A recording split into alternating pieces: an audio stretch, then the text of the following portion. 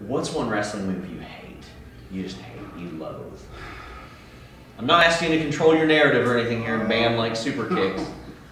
I don't. What's something that's so overused now? It's when somebody runs into hit the ropes and they do the follow through, and then you know what I'm talking about when it's the mirror.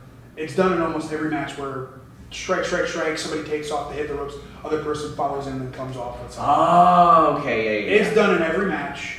So I'm interested in your philosophy on Irish whips because you know that's the thing that people always point out and they're like, oh well, it's fake because an Irish whip, and I'm like, wait, you can't compare that to a street fight because what happens if you don't turn into the ropes when you get Irish whipped?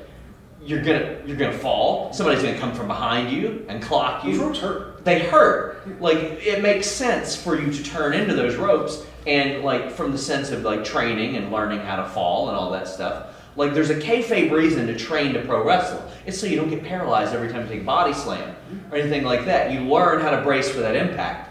And like the Irish whip thing, I'm like, look what happened to Enzo. Look what happened to Bobby Lashley. Look what happened to Bobby Lashley. Look what happened to them whenever they didn't turn in for an Irish whip. It makes sense for that. One thing that I would love to see come back is like the selling of punches. And I always heard Al Snow talk about that. And it's like, well, the closed fist was illegal because it knocked people out and it broke people's hands and all that stuff. Is there anything specifically like that that you try to implement or stay away from that you think would benefit other people? I'm not a big fan of chops, even though if I get chopped, I'll chop back. Just because you always get the woo. But then sometimes some crowds don't do it and they're into just the sound and the physicality. And that's fine. The reason for that was because punches were banned. Yes.